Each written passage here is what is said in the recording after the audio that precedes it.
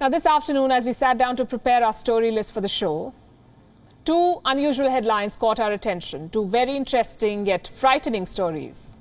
The first one was about self-replicating robots. Robots that can reproduce, create copies of themselves, make babies like humans do, robots. The second story was about a tech firm which is offering money to people to have their faces imprinted on robots to create what they call robots with human faces. Now, I don't want to jump to conclusions or question the intention of the scientists involved. But it's hard to not ask this question. Have these people never read science fiction? They're creating robots that can multiply and machines that will look like us. What could possibly go wrong? Well, that's the question we'll try to answer tonight, because they've not been able to answer it themselves, as we decode the many dangers involved with such experiments and understand the many adverse consequences they can lead to. We'll begin with the reproductive robots. They're being nurtured in the United States. Scientists have created robots that can produce an offspring. They're calling them xenobots. This is what they look like. These tiny organisms that you see, these spherical clumps, they're xenobots. And they're not made of metal or plastic. They've been created from biological tissues, which essentially makes them living robots. Robots that can move on their own, heal on their own, and now, of course, reproduce on their own. How exactly were they created? By assembling stem cells from embryos into synthetic life forms. Allow me to explain. I know it sounds complicated. In order to design these xenobots, scientists first created random 3D designs on a supercomputer, like the one that you see. Simulated blocks of skin and heart cells that can move on their own. These blocks, or configurations, were then assigned tasks through an algorithm.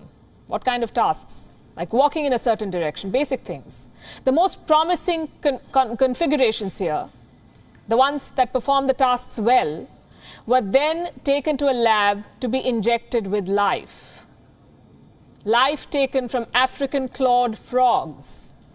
These toads that you see, they're the source of life in xenobots. This species is found in sub-Saharan Africa. It can regenerate its skin when wounded. So this is what scientists did. Take out skin and heart cells from the embryos of these organisms and then inject them into 3D blocks through tweezers and electric tools. Once injected, these blocks were kept in dishes of water to keep the frog cells alive. And they did stay alive. And all of this was done in 2020.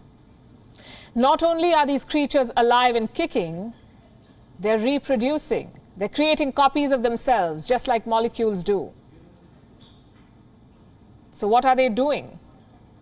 First, they release loose cells, then they smush them into clusters, swash them with water, and if the cluster is large enough, within a few days it takes a new life. It evolves into a child xenobot. Does sound like a fun experiment, but the question is, what's the point of it? What are these xenobots for? What are they going to do? Here's a human question for these living robots. What is their purpose? The scientists are yet to decide. They're not sure how these xenobots can be used. But they've suggested some immediate applications.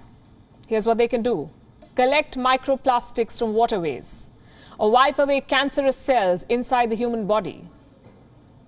And these are all suggestions. Suffice to say, the scientists themselves do not know at this point. Now consider this. Right now, these organisms are reproducing. Tomorrow, they could grow nervous systems, develop a cognitive ability, take decisions on their own. And if you've seen science fiction films, you'd probably know how this ends. Not well. We're creating independent life from animal tissue. Microscopic robots that can reproduce. Forget about them going rogue or evolving into something dangerous. Just imagine what happens if they end up in the wrong hands. And I'll tell you why I'm asking this question. Because this experiment, the one that I just told you about, was partially funded by the Defense Advanced Research Project Agency. It's a federal American agency that oversees technological innovation for military use. Need I explain further?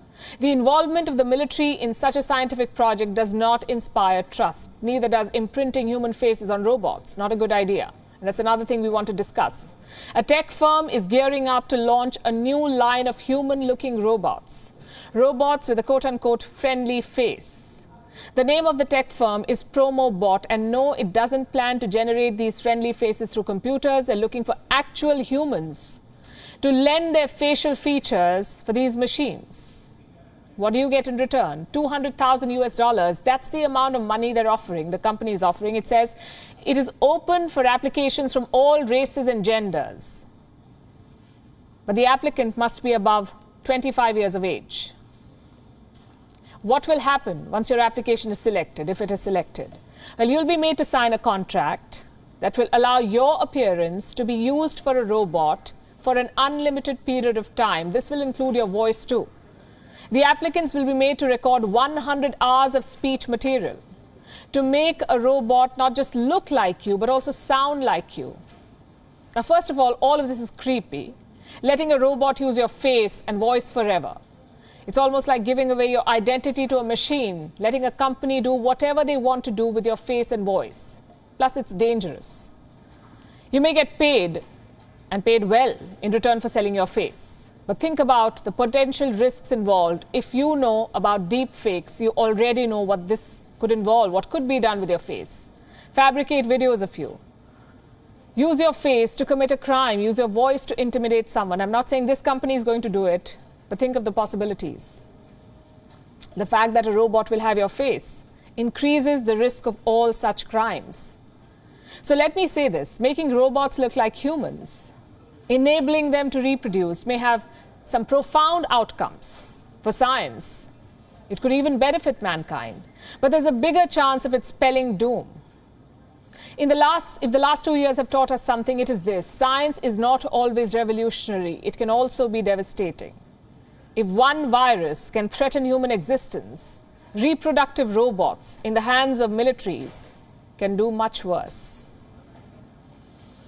WION is now available in your country. Download the app now and get all the news on the move.